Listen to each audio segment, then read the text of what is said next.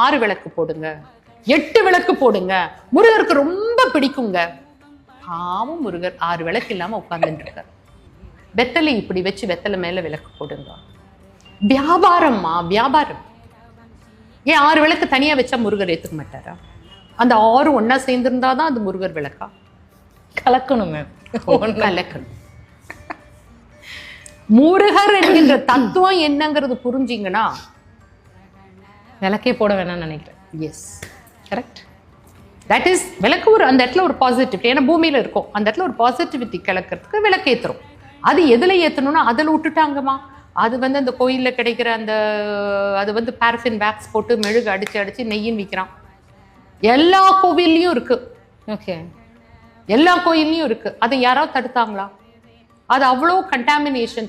அது pollutant plus கோவிலில் இருக்கக்கூடிய அத்தனை விக்கிரகங்களையும் கெடுக்கக்கூடிய ஒரு விஷயத்தை